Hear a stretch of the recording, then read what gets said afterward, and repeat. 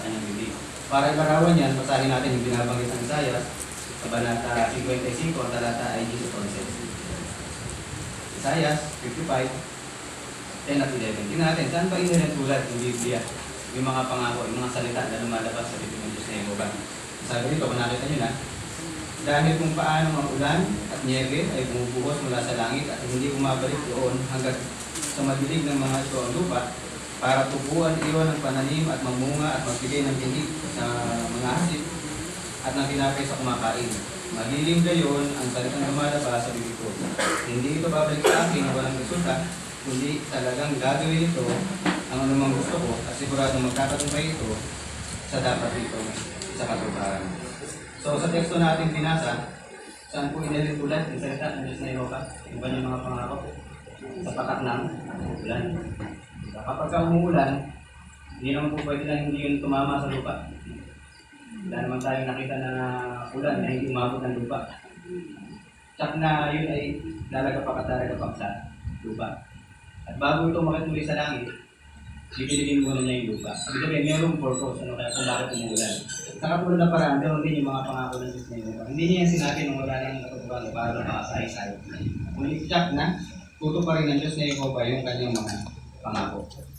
Ang sabi ng ating referensya, makapagtitiwala tayo ng kanyang mga pangako ay tutuparin niya ng may ganap na katiyakan. Sabi niya, ganap na katiyakan. Siguro, meron kayong narinig na nag-aaway ng mag-asawa at lalo na sa libutan. Siguro, narinig niyo, minsan sinasabi ko kahit sobrang galit niya. Kahit isa lang doon sa mga pangako mo. Kung ikaw yung nandiligo ka lang sa akin, yung nagawa mo, masaya na ako.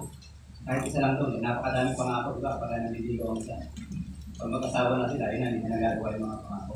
Pero ang Diyos na Yehova ang sabi yan, ganap yung pagtupad niya doon sa kanyang mga pangako. Kaya hindi lang isa, tutupad rin ng Diyos na Yehova, kundi lahat ng mga bagay na pinapangako niya sa atin.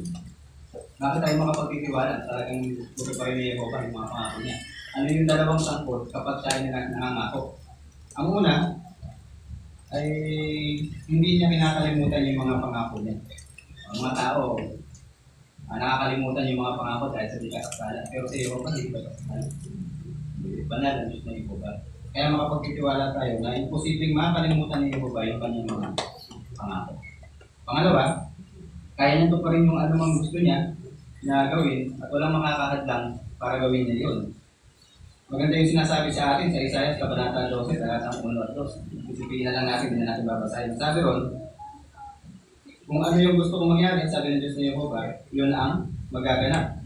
At kung ano ang pinasya ko, yun ang matutupad. Kaya kung ang mga tao ay epektado ng panahon na dinasa ang pangyayari, pero sa Yehova ay hindi. Dahil nang nabanggit natin kanina, kaya niyang manoobra, kaya niyang maging anuman para matupad yung kanyang kaya. Kaya kaya niyang manoobra yung mga kalagayan para matupad yung kanyang mga pangako. Hindi siya nakahadlangan ng mga problema para hindi matupad yung kanyang mga pangako. Kaya talaga makapagtitiwala tayo na ito pa rin yung ating yung mga pangako niya sa atin. Ngayon, pag-ibahin pa natin yung ating pagtitiwala na kaya talagang ito pa rin ni Yehova yung kanyang mga pangako sa atin. Kumalaki po tayo, ang isang halimbawa sa Biblia na nagpapakita na talagang tinutupad ng Diyos na Yehova yung kanyang mga pangako sa atin. Alang-alang natin isang halimbawa sa Biblia. So yung mga kapatid, nasahin natin yung binabanggit dito sa Genesis Kabanata 1, ang talata ay 1. O 12, talatang 1. At 2. Sabi dito, kung nakita nyo na, Genesis 12, 1 at 2. At sinabi ni Yehova kay Abram, umalis ka sa iyong lupain, iwan mo ang mga kamag-anak mo at ang pamilya mo, pamilya ng iyong ama, at pumunta ka sa lupain ay papakita ko sa iyo. Gagawin kitang isang malaking bansa at pagpapalain kita. At gagawin kong dakila ang pangalan mo at magiging pagpapala. So ano yung pangako na nilitawan ng Diyos na Yehova kay Abraham? Yung kanyang bini ay gagawin isang malaking bansa.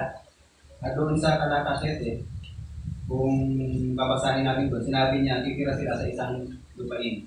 Bibigay sa kanila ng Diyos na Yehova yung isang lugar bilang mana, isang lupang pangako. Ayan.